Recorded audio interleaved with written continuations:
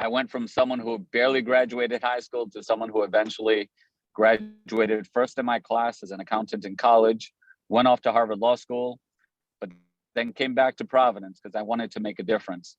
So I've worked as an attorney. I've been a law professor for 10 years. I was a housing court judge, and now I've been mayor for almost 6.5 years now. And everything that I do is I reflect back on my family, what brought me to this point, and I want to take this opportunity while I'm in office to make as much of a difference for kids just like me and families just like my parents while I can.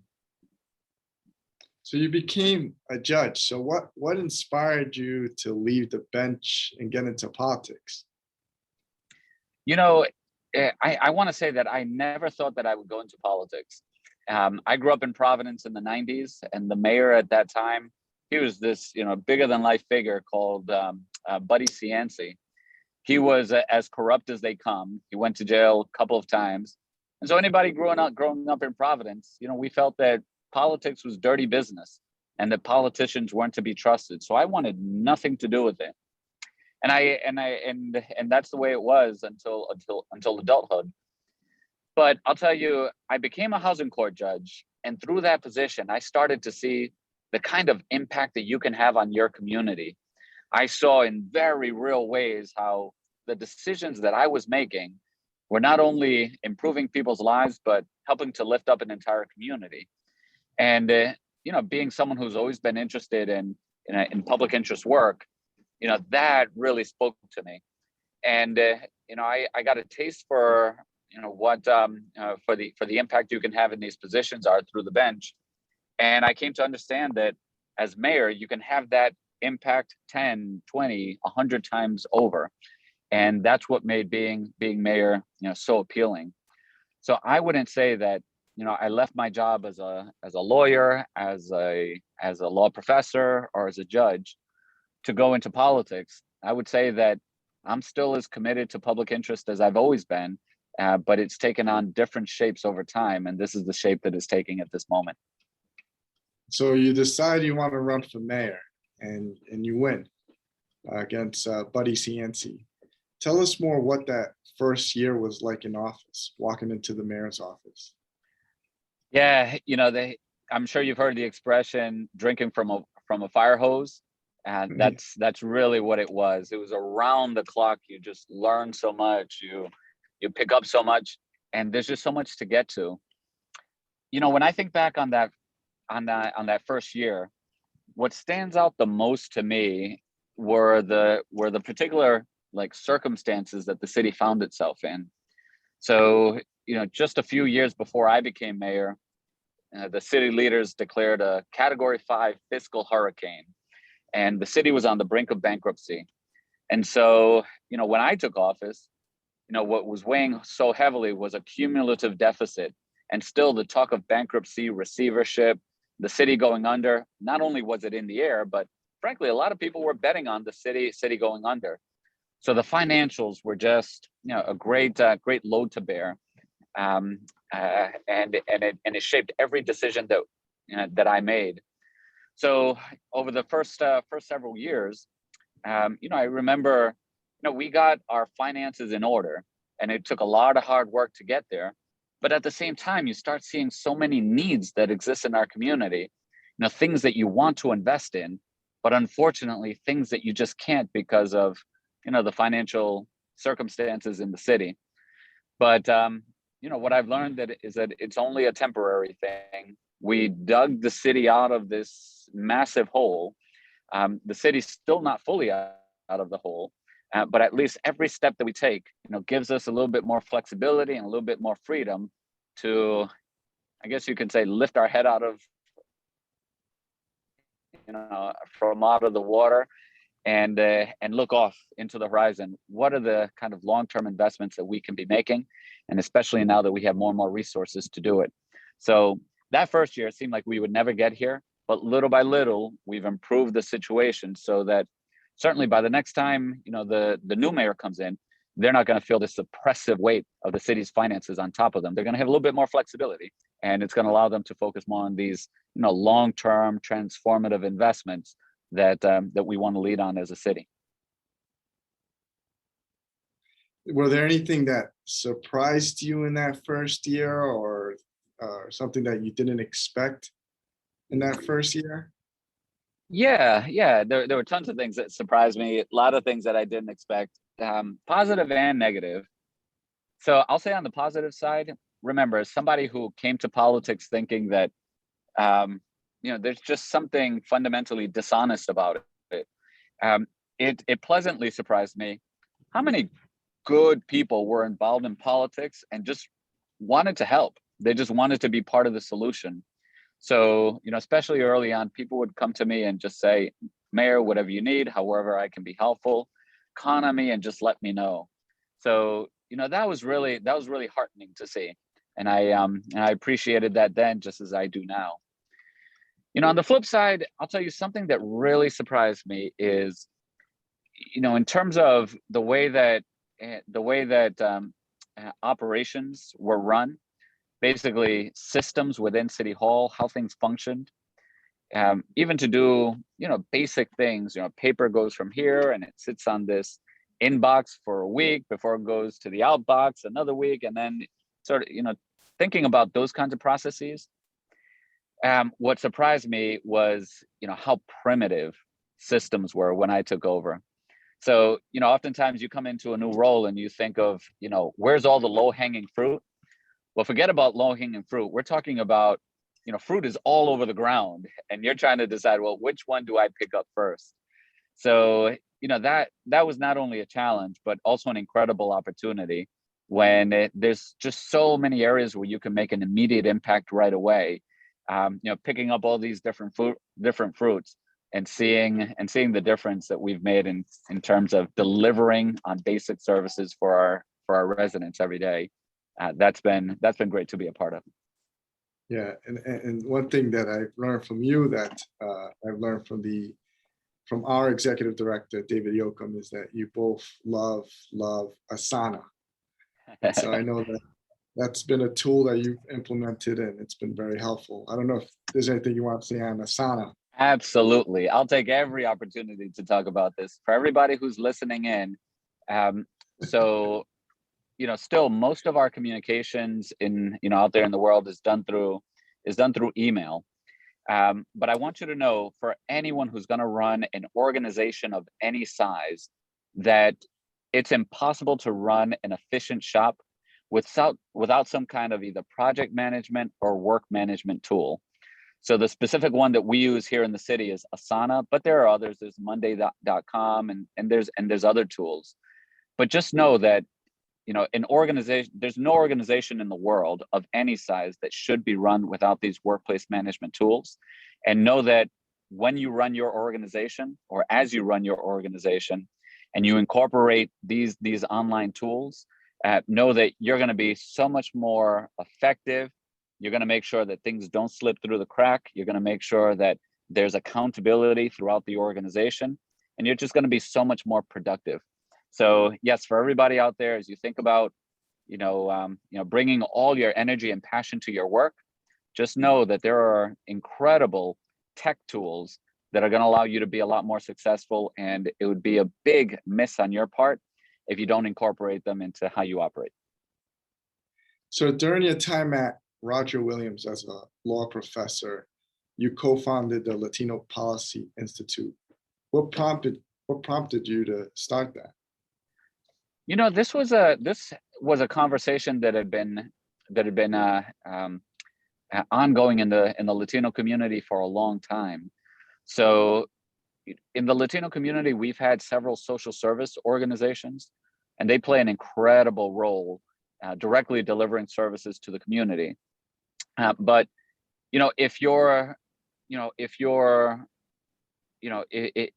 constantly just focused on providing those services, then you miss the opportunity to step back and effectuate change at a policy level that can perhaps alleviate the need for, or mitigate the need for, some of those services in the community. So this has been a conversation for a long time, and there were several efforts that had gotten started, but weren't able to establish a policy institute. And so a friend of mine, Domingo Morel, he and I, we resolved that all right, it hasn't been done in the past, but let's give it a shot. And we jumped into it. We started having conversations around the community, and more we saw that not only was there a lot of support for it, but that need existed. And so we were really fortunate to find this great partnership with Roger Williams University. They invested in the Latino Policy Institute, and through their investment, we've been able to do some really cool policy work over the past several years, supporting several efforts at the state and at different municipal level to bring about change. So that's the way it came about. It's not an idea that I or that Domingo came up with. It's an idea that had been out there for a long time. It was just us who, we were able to build a great team around us and form this partnership with Roger Williams to be able to launch the Institute. And thankfully, here we are over 10 years later, and they're still standing and they're still doing great work. And did LPI focus on any specific policy areas? Yeah, the first thing that we focused on was the issue of, I believe licenses for undocumented was the very first issue. But we've been focused very much on education and on immigration related issues. So we've also done things on housing over the years. We've done a lot on English language learners inside of our schools, just like a broad array of different topics, including a recent report that the LPI published on, the state's response to the pandemic, and how we can use some of these resources to support the Latino community, so that so that the Latino community isn't left behind and isn't left with a great deal of need piled on to the needs from before. So I'm no longer on the board of the Latino Policy Institute. I had to step off before I ran for office, but they have a great board. They have a great executive director, and they've been carrying this work, further and in broader areas than we originally had in mind. So we're excited about that. Thank you. So can you give us a picture of how policy making typically works in the mayor's office? Sure. I guess the first thing I'll say is that there is no typical, especially in this work, Mayor. I'm sure anything can come, anything can happen at any given time. And there are some issues, some policy issues that we actively pursue because, they're just issues that we really care about. So I'll give you an example, is the guaranteed income program. So we're about to launch a guaranteed income pilot program. And this is a coalition of cities throughout the country choosing, to take a different and innovative approach to addressing poverty. At the core of it, we know that people are poor because they don't have money. So this quote unquote radical idea is, well, then let's give them money that they can decide how to use, how to spend, because they know what's best for themselves. And so we're going to launch this pilot. We did a lot of research. We've been part of this national coalition. And so we've been given shape to our program. And that's how that policy initiative came from. But then I'll give you another example. After George Floyd, there was a consciousness that was raised and a call for police reform, beyond what we've been doing over the past several years. And, we want to be responsive to the community. So we've done things such as looked at our use of force policy to make sure it aligns with national best practices. We've also done a top to bottom review of our public safety department. It's an operations review. How do the calls come in? When do they call? What kinds of calls? And this is going to provide the basis, right? The foundation for, all of the reforms that come out of this. So that was an initiative that it wasn't necessarily initiated directly from my office, but when the issue arose, we instantly saw an opportunity to bring about some really positive, good work for the community. So it really depends on the issue, and the important thing is, once the issue is recognized, that you devote the necessary resources on your team to make sure that folks know it's a priority for you and there's follow-up and the work gets done. And is there a policy initiative that you're determined to focus on while in office, like one specific one? If there's one, it would be the one that I've always had, which is opportunities for young people. And so I ran for mayor because I wanted to transform, I wanted to reform our schools. So what I realized throughout the process is that you can't transform the schools under the current contract that we have. Now, over the years, what has happened is that in negotiations, the city halls, mayors, because they didn't have additional dollars to give, in effect, what the city traded was work rules. So our ability to manage, what happens inside of our school buildings and manage the department.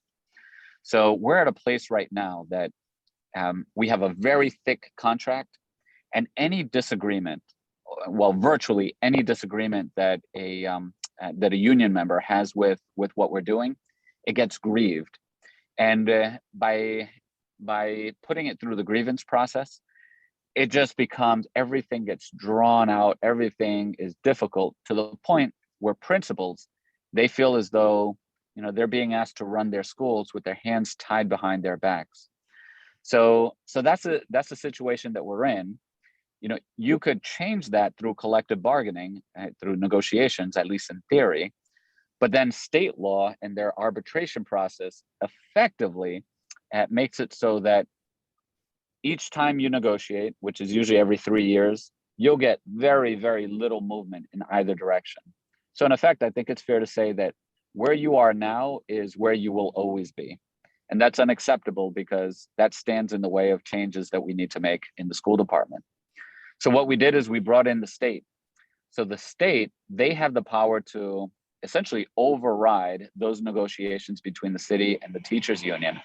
And by invoking the Crawley Act, they can rewrite the contract.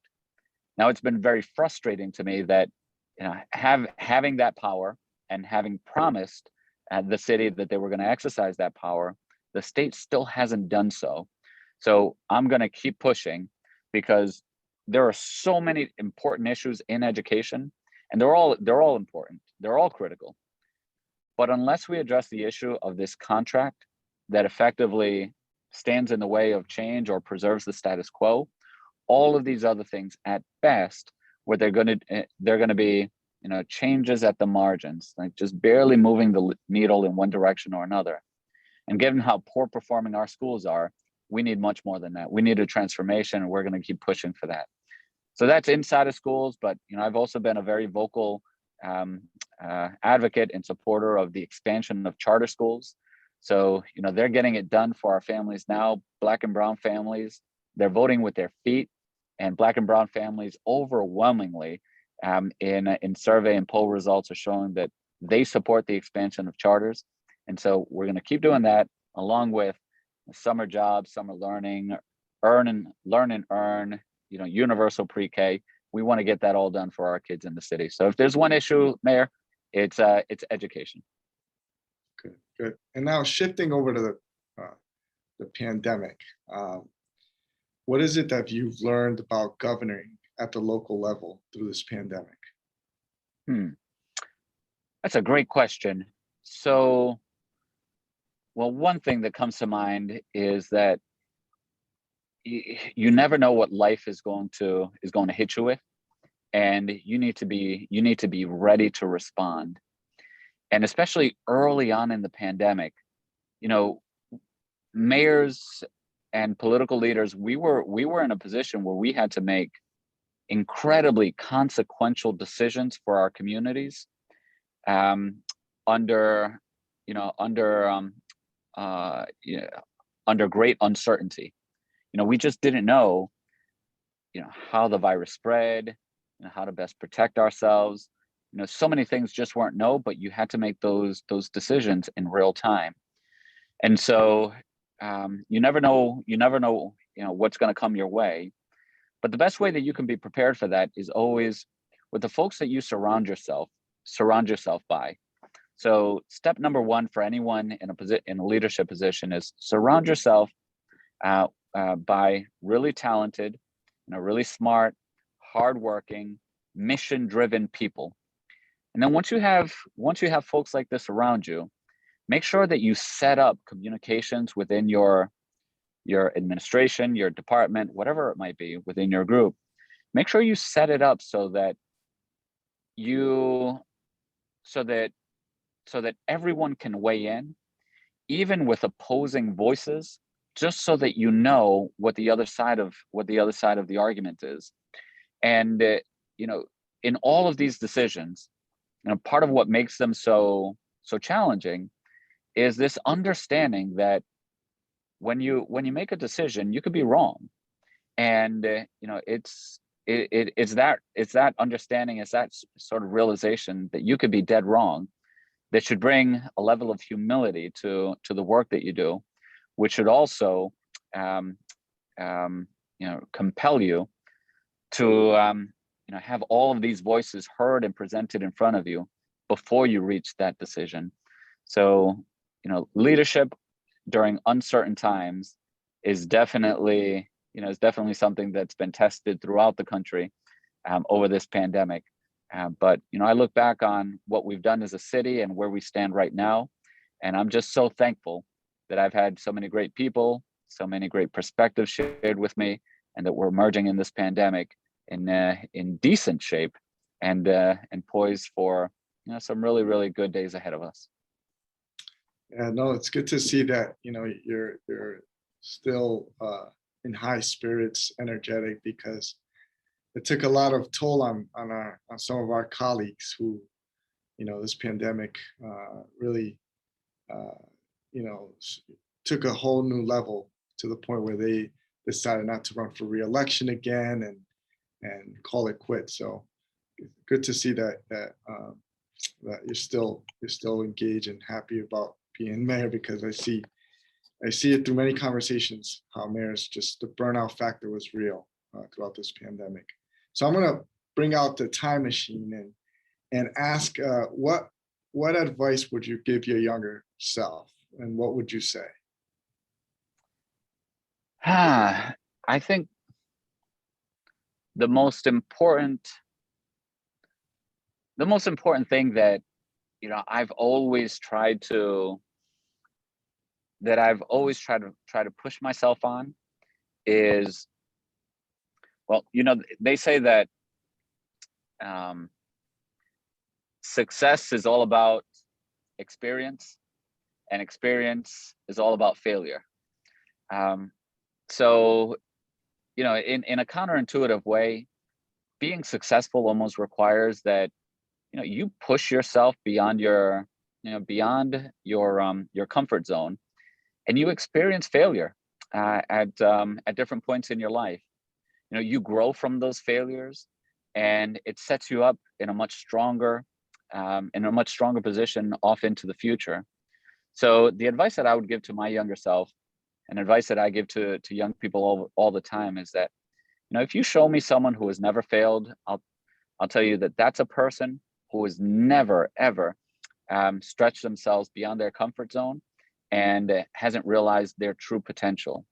So there's this view that that people, we are anti-fragile. So fragile is sort of like a teacup in an antique store. If you drop it, it breaks. But being anti-fragile doesn't mean just being strong, but it means that the more times you fall and sometimes break, that process itself is what makes you stronger. And I believe there's truth to that you have to let yourself be uncomfortable. You have to push beyond that comfort zone and experience failure. You're going to learn so much from those experiences, and it's going to position you for leadership roles when you take on more and more responsibility. So stretch yourself beyond your comfort zone. And now that you're in your final term as mayor, you term out the next year, what are your priorities as you close in? So we got a lot of irons in the fire. We got, I'll tell you, being an elected office, it's like a relay race. And, they pass you the baton, and you got to run as fast and as far with this baton, so that when you hand it off to the next person, the city is in as good a shape as possible. All of the projects that we have ongoing right now, I want to pass the baton to my successor with a lot of really cool, interesting projects, a lot of irons in the fire for them. And that's the way that I think it should be. So I don't think that we're going to sort of nail in the coffin complete any of these, because it's ongoing work. But the number one thing is seeing through many of the changes that we've initiated around education. And that means inside of schools, but also out of schools. So doing as much as we can so that we have a strong infrastructure of support for our children, wherever they are in their life cycle and wherever they are in the city at any given time. With that, we're also pursuing some really neat cutting edge projects at a national level too. I mentioned the guaranteed income pilot. So we're going to be announcing that in the coming weeks. And I'm excited about getting the results and seeing if it's accomplishing the results that we intended. And if so, well, how do we scale that up at a city level and potentially even beyond? We're also doing some cutting edge work around racial reparations. Racial reparations, or race matters in general, they're issues that are always get swept under the rug. And, look at where it's gotten us as a country. Instead, what we're saying is let's tackle them head on.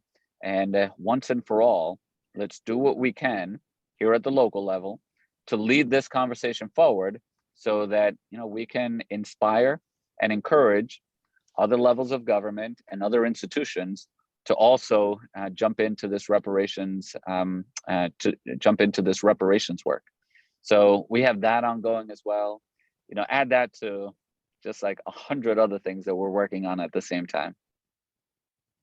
Mayor, it's been a true pleasure having a conversation with you today. And thank you so much for accepting the invitation of the Policy Lab to join this leading local conversation. So we're going to give the opportunity to turn it back for a Q&A session with our Executive Director, David Yoko. All right. Thank you, Mayor. Thanks, Mayors. It's good to be back on the stage with all. As James was just saying, this is definitely the Q&A portion. So we've already got some good questions coming in. And if you haven't asked your question yet, jump to the keypad and start typing them fast. But I'll start with a question that's coming from Steve. And he begins his question by noting how a city's public schools are really central and affect the entire community profoundly. And so he's curious how you think about leading the city while the state is actually overseeing the school system. How do you kind of keep the community and the city engaged in the work of the public schools under that scenario? Yeah, it's a challenge, but I'll tell you what the biggest challenge is. Running the schools and not seeing the kind of progress that our kids and families deserve. I think that, so I come at this from the perspective of doing nothing is not an option, and simply caretaking an underperforming or failing system is unacceptable. I became mayor because I wanted to make a difference, and if you're going to make a difference, you got to make some bold decisions. And so that's why I decided to bring the state in to take over our schools. I don't think that you're going to find, frankly, any mayors throughout the country that have ever done something like this. Maybe you'll find like one or two. But what it came down to is, I had a conversation with Governor Raimondo. This is maybe about 3 years ago. We sat down for lunch and we started talking about education. She told me that she wanted to do something big with the schools in Providence. And she told me that, she threw out the idea of the state taking over 3 or 4 middle schools in the same way that the state took over about 3 high schools back in the 90s. I told her I was only interested in going down this road if the state came in and took over the entire district so that we can reform the contract. And, what I take as an example is what happened in the 90s when the state took over a few schools. Back in the 90s, there were significant resources that were put into Hope High School, and you saw gains. You definitely saw progress. But as soon as those resources were peeled back. As soon as it came back under city control without those resources, Hope High School went back to the way it had been previously. And I didn't want something like that I didn't want that to happen once again in our middle schools. And so, what I'm focused on is a true transformation of our schools. And the only way to do that is by reforming the contract. We have to change the contract. Unfortunately, we don't have the power to do that here in the city. And believe me, I tried. I had a very public dispute and clash with the Providence Teachers Union. This is about 3 years ago. And I came to realize and fully understand through that process that you can't do transformation through negotiations. You need some other process. And that's why we brought the state in. So, when I think about, my role and, how do we do this while the schools are under the state control, we're going to keep pressing for them to change the contract. As soon as they change the contract, I'm all for the schools coming back to the city. We can manage just as well. But during this time, my role is going to continue to be to work with the community, especially with parent groups, to make sure that their voices are heard as the state considers what steps they're going to take. It's always been the case that there are powerful interests that are good at having their voice heard at the General Assembly. But who is the voice of parents and who are the voice of children? For the first time in our history, I'm seeing parent groups organizing, coming together and lifting up their voices, but they need help and they need support.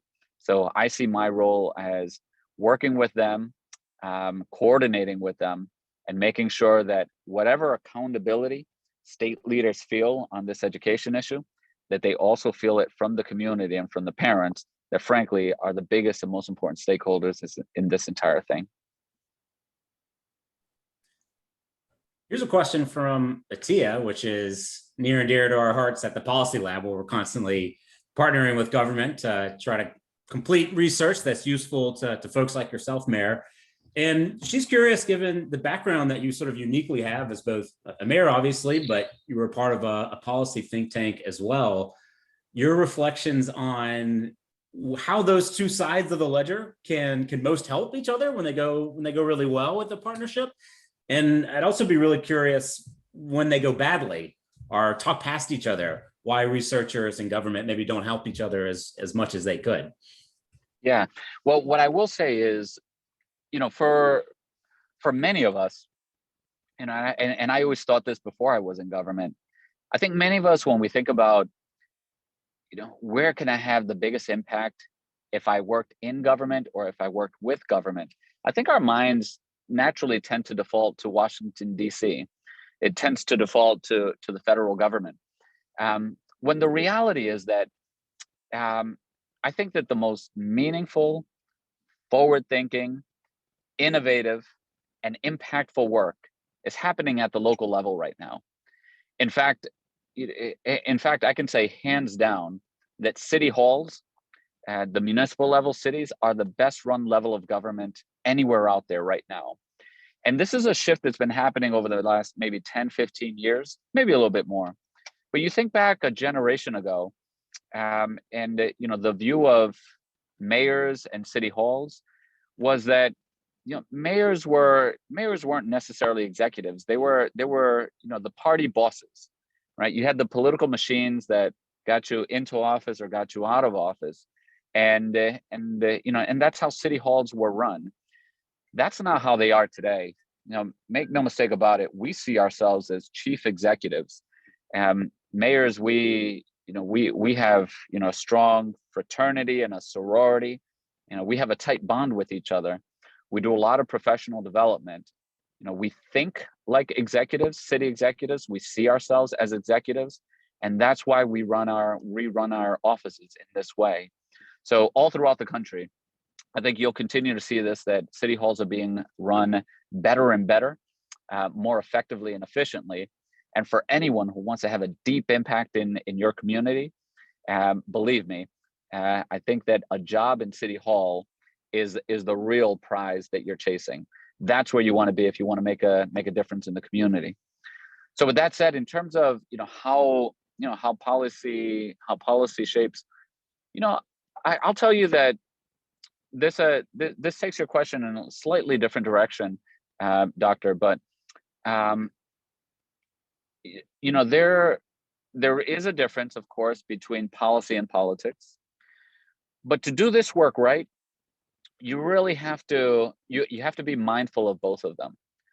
I'll tell you one thing that I have learned through my time is that I've been confronted several times where where I have to make decisions where one decision is the right one as a matter of policy, and going in a different direction is the right thing as a matter of politics. They're not always the same, they don't always align. And I could tell you, looking back throughout my term, whenever I had those decisions to make, I have always chosen the right thing as a matter of policy. Whether that helps politically, I can't be so sure that it actually does. And I can't say for sure that, I've gotten that balance just right. That's, that there's an art to it that, we're still trying to master. But that's something that folks need to be very conscious of, that you can't completely and fully overlook the politics simply because, as a matter of policy, things are just so, right, the case is so compelling as a matter of policy that it should be done. That's not always the way that things work. And to compound that, to give that a little bit more, put a little bit more flesh on that, it's not only about doing the right thing for a community, but it's about doing the right thing with a community. And there are times when you can enact the right policy, but it might be resisted and sometimes outright rejected by the community that you're looking to serve, simply because they don't see it as something that's benefiting them. And that's something real that we have to take into account. And that's also part of this, getting the politics and the policy right. Over time, I've come to better appreciate the way to integrate the community early on, engage them as partners throughout the process, so that you ultimately end up in a really good place as a matter of policy. But I'll tell you that this is much more of an art than it is a science. You really have to have a feel for the situation. And so, for all the researchers out there, I'll tell you, please keep this in mind. And this is an important part of what you have to consider if you really want to make a difference in the community and have real world impact. Your comment about the action that's happening at the municipal level is related to a question coming from Miranda, who is noting that she thinks that this kind of scope and scale of mayoral responsibility has been increasing over the past decade. Mayors declaring themselves sanctuary cities, committing to the climate agreement and things of that nature. And just curious your thoughts on why that might be the case. She kind of speculates that maybe it's some sort of failure happening at the state or federal level. And then your assessment of the benefits and drawbacks of that shift. So I think I'll tell you that on the whole, I think it's positive.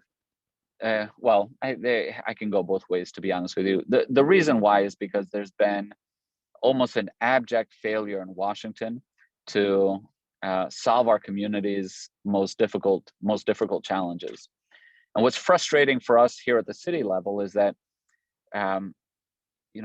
the problems, they manifest themselves here within our cities, but the causes and the solutions don't necessarily lie within our cities, or they don't lie within our power. Take homelessness, for example. People who are experiencing homelessness, it's a terrible tragedy in our community. Well, where do you see the encampments? Where do you see people panhandling? Where do you see folks congregating? It's in cities. It's in central cities for a number of reasons.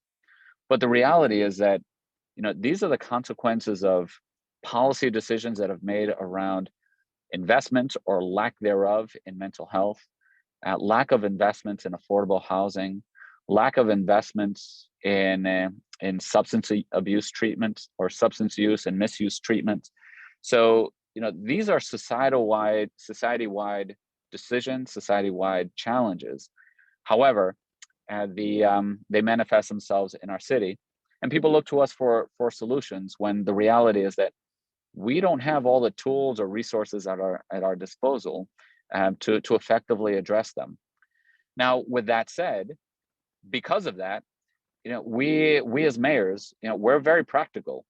We see ourselves as executives, as I mentioned. We see ourselves as problem solvers.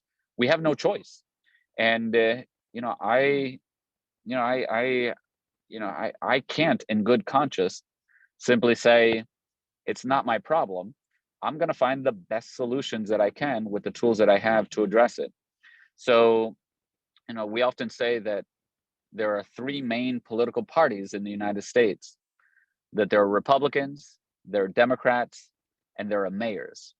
And mayors are just focused on getting stuff done, solving problems every day. So while Washington is dysfunctional, and it seems like every issue gets nationalized, here at the local level, there's no Republican or Democratic way to fix a pothole. We're problem solvers that need to be very practical. We need to be solutions oriented, and we're going to be held accountable by our constituents every single day. So I think that it actually gives me great hope as partisanship continues to grow in our country.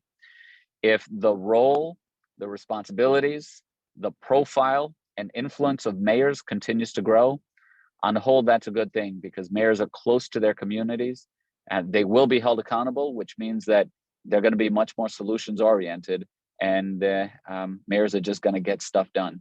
So the last point that I'll make on this is that mayors as a group, we're also very, we coordinate, and we have a tight knit group. And so the more that we collaborate with each other across cities, the more that we amplify each other's voices, the more we could lead the national conversation on a whole range of issues that people care about. I think climate is a perfect example. The federal government, stepped back from its participation in the climate accord.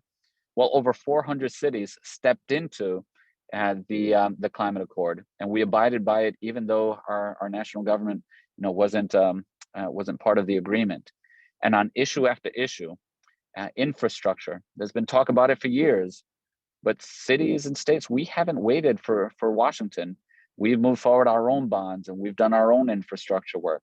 So the more that we are banding together and amplifying each other's voice, the more mayors are going to lead the national conversation. And on the whole, I believe that's a good thing for our country.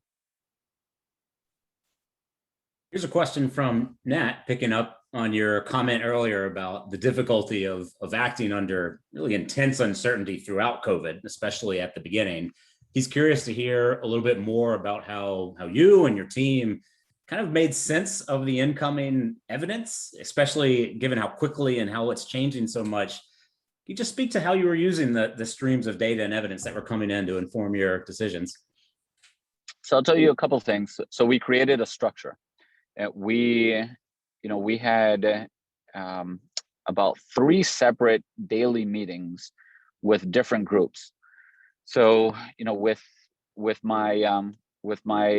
the top leaders in my team, we created a structure where early every single morning, 7 days a week, we'd have all of our department directors as part of one large call. We had an agenda. Everyone went through their aspect of how we're responding to the pandemic, and we got into a routine. So there was an expectation that everyone participated, and and there was a forum, there was a structure for it, there was a place for that conversation. But those forums aren't the best forums for making decisions. I needed a smaller group to just think through, bounce ideas, and to deliberate. And so, we had daily meetings there as well. And then, we had other meetings that came up where we spoke directly with folks in the community. So, the first things first, out of all of the uncertainty and craziness, we had to establish some structure internally to guide our work. And of course, the backbone infrastructure that helped manage all this work was Asana, the workplace management tool that I mentioned. And Dave, I'm so happy to hear that you're a big fan of it as well. So you need that structure. The second thing is, there was a pressure to make decisions. very consequential decisions, very quickly. But something that you should always know is you should know things about yourself and things just about human nature. You know, we are much more likely to make mistakes when we are angry, when we're sleep deprived, when we feel a time crunch, or it may be some other issue, something that affects us at a personal level. So there are systems that you can, or protocols that you can put in place so that you're not making those mistakes. Simply having an awareness, am I on more than 3 hours sleep today? Hopefully yes. If not, then you shouldn't be making important decisions that day, and very basic things. Sometimes we make decisions because we think that they have to be made ASAP immediately, but watch out for that. Always be on the lookout for that. And what we imposed was a protocol where any decision that was made, it had a 24-hour period before it went into effect.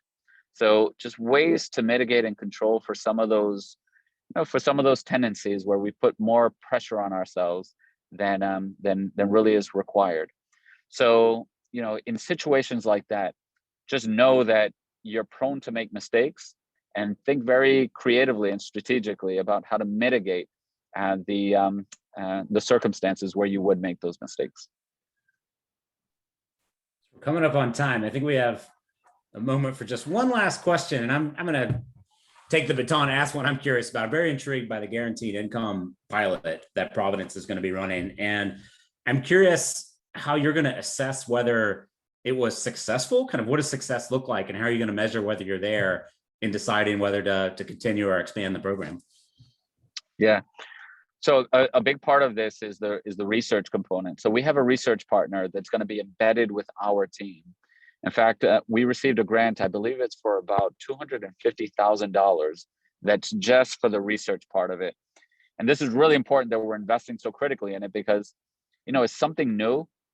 We know that even if we scale it up in the city, no city has the resources to address all of the poverty that we see. We need other levels of government to buy in. And for such a different idea, our research needs to be solid. So with our partners, who I believe are based at the University of Pennsylvania, they're embedding at least one graduate researcher to be part of this work. And hopefully, what we get out of this are the same results that we've seen in other places. So one of the big criticisms of a guaranteed income is that it disincentivizes folks from working. But first of all, nothing could be further from the truth. You can continue to receive this guaranteed income even if you're working. But in real life pilots, the research tells us the exact opposite. That the number of people who received the guaranteed income versus the control groups, the percentage of people who went from non-full-time work to full-time work was much higher in the folks who did receive the guaranteed income, which confirms something fundamental that we believe, that at a certain level of poverty, it becomes so oppressive that even basic functions become difficult.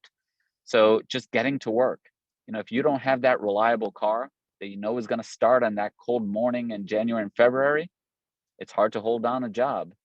If you're working, a gig economy job, and you're just hustling around doing Uber Eats and doing Lyft on the side, working those odd hours, it's just very difficult for you to peel back from that to get more steady work where you're guaranteed, certain salary and benefits, etc.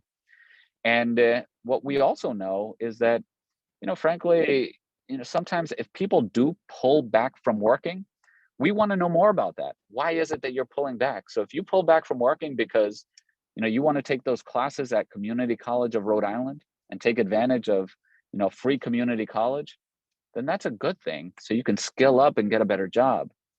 Or if your kids are at a critical moment in their childhood and they just need you more, instead of you working around the clock, if you can work less but spend more time being there for your kids when they need it, when they need you, that's not a bad outcome of this either. So, the reason why we're so committed to this research is because we want to get granular into this pilot program, so that we know not just what decisions are made, but why they're made, and it'll help us shape programs for the future. So please be on the lookout for that. I believe we're going to be announcing our pilot program in about 3 weeks. So we want to build up as much support and as many stakeholders that are helping us to communicate that guaranteed income deserves a chance. So please help us get the word out as soon as that gets announced. Great. Well, I'm afraid we're coming at the end here. And so I want to take a moment to thank the audience for all the great questions that were coming in, and apologies for those of you that we ran out of time before we could get to your questions. And James, thanks for your wonderful moderating on this. And Mayor Elorza, a very warm thank you for your time. For those of the audience, if you've enjoyed this discussion, and I'm sure that you have, I do hope that you go visit thepolicylab.brown.edu and check out the work that we're up to, as well as sign up for the next events that are going to be coming down the pipeline. But for that, our time is up. And Mayor Elorza, thank you one more time. Mayor Diossa, thank you as well. We'll see everybody later.